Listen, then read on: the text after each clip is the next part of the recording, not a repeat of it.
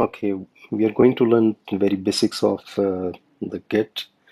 Um, I'm assuming that everyone knows or you know about the Git.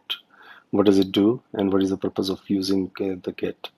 We're going to start with the installation. You can go to this link, gitscm.com, and here you can see the Getting Started installation guide. Um, you can follow the installation instructions based on your operating system. Like for the Linux installation, if you have the Red Hat Linux or CentOS, you can run this command. And if you have the Debian based or such as Ubuntu, you can use this command.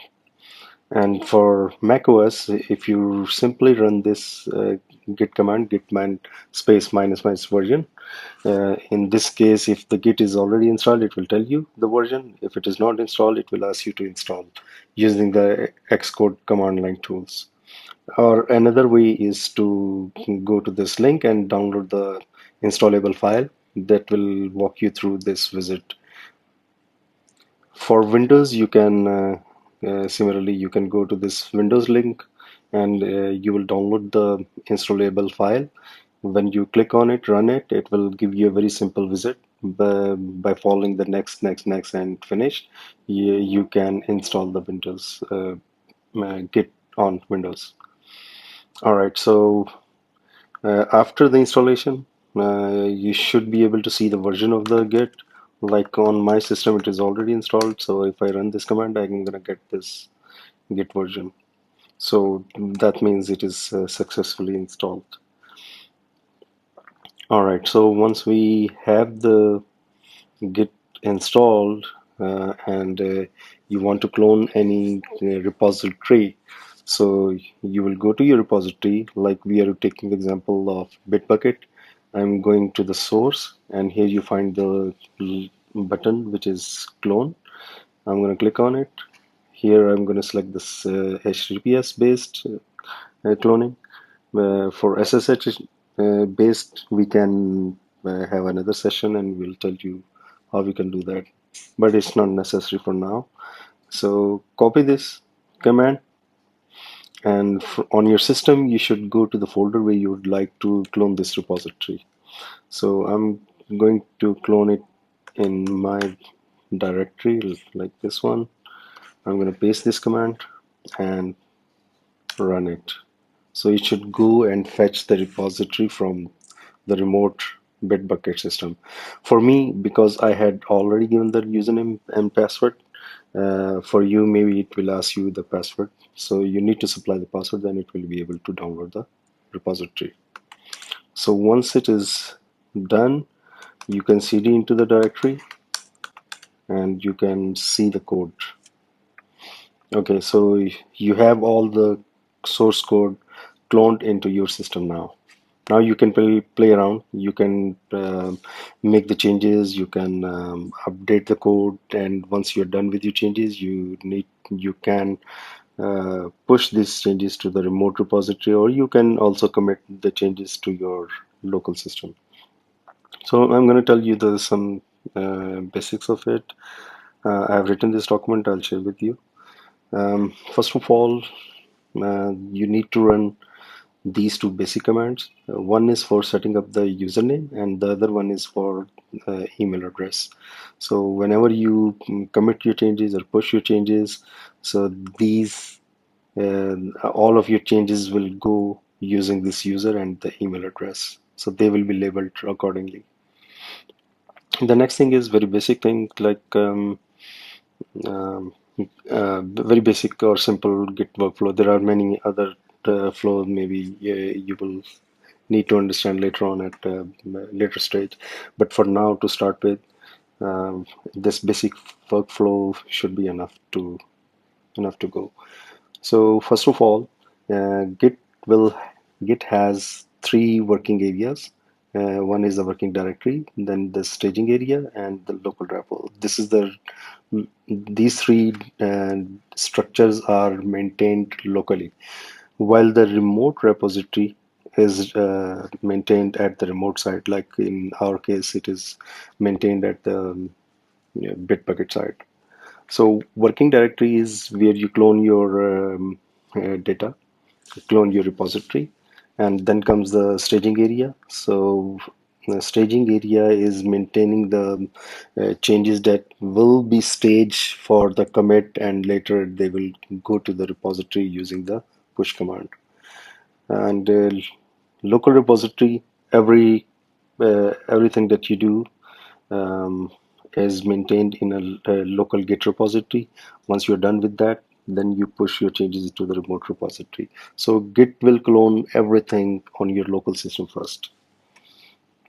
So to start with that, what we do is we will clone the repository first of all. So everything comes to your local system, and after that you start making the changes in your working directory.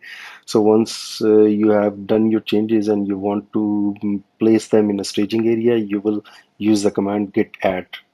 So everything will be staged here, and after that, if you plan to commit your changes or make your changes ready to go to the remote repository, first you have to place them in the local repository, and you can use the git commit command for that. So git commit will commit all your changes to the local repository. So once you are done with all of your changes and you know everything is ready to be pushed to the remote repository so that it can be available for other developers or other people who are working on this remote repo, then you're going to use the command git push. So git push will push your local changes and push them to remote repository. After this, we have some other useful commands. One is the git fetch. Git fetch will bring the changes from the remote repository. Whatever the changes made by some other people, they will be pulled into your local repository. And git merge will actually merge those changes to your working directory. So they don't come directly to your working directory. First, they will come to the local repository, and afterwards, they will be merged into working directory. So, but if you want to perform the both steps at the same time, like fetching the changes as well as merging them in the local working directory, then you can use the git pull command. It will do the both. All right. So we have understood what are these commands. Um, git git add, git commit, and git push, git fetch, and git merge and git pull. Okay, let's talk about the git status. It actually, this command will list all the new or modified files to be committed. So whatever is available in the staging area. And git checkout, if you want to check out any file or any branch, or you want to switch to any different branch, then you can use this command git checkout. And git clone, we have already discussed that it will bring all the source code from the remote repository to your local, like we did it already. Now we have everything, and let's start making the changes. Um, you can use any source code editor and make the changes in your source code. But for me, I'm gonna use maybe this one, nano editor. So I'm gonna make a very small change in your index in the index file. Let's say I'm adding this comment,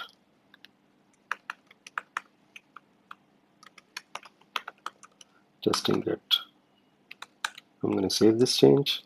So this change is done. Let's see the status. So you see it is showing that index.html file is modified. Okay, so once, and if you want to stage this change, then you need to use the git add command. I'm going to use git add dot, and after this, let's check the status again. Now it is in green, and now it is saying that it is already staged, and if you want to commit it, then you have to use the git commit command. So I'm going to use the git commit, For providing the comments, you need to use this switch -m, and the comments will go inside this double quotes. So testing the Git commands.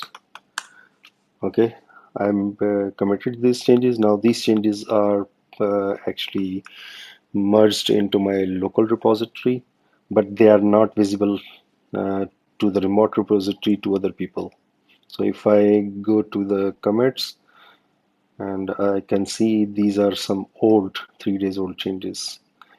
Here I can also show you the branches, like we have the main branch and we have another dev branch.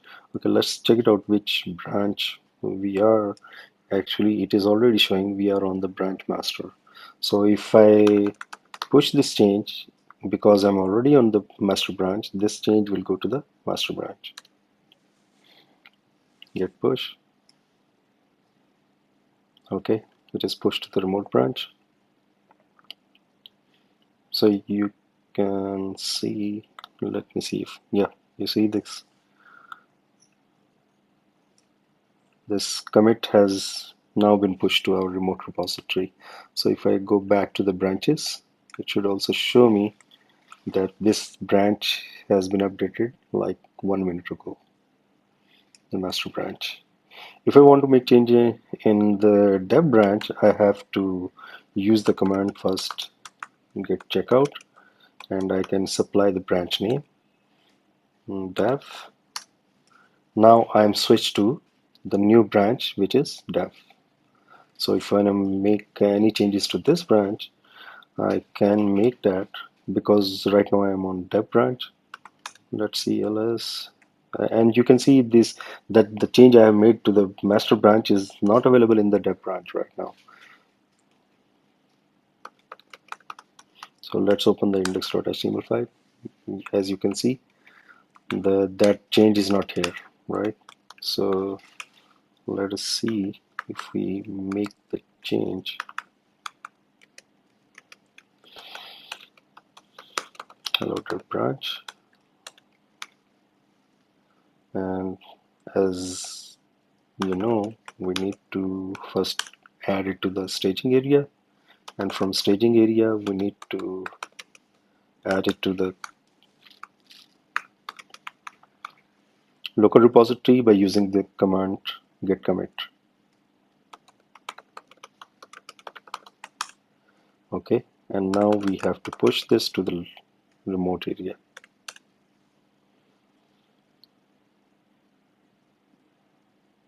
Okay, the changes are pushed. Let's see. So we have made the change in dev branch, and if we go to the branches, you can see there is a change 19 seconds ago, and this repository was changed, or the branch was changed 3 minutes ago.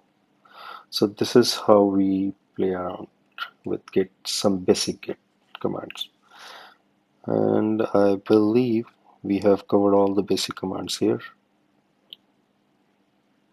Um, okay, and in fact, you will require some more advanced version of the Git commands and some advanced understanding of the Git, but that is not the scope of this training. That will be later. Okay,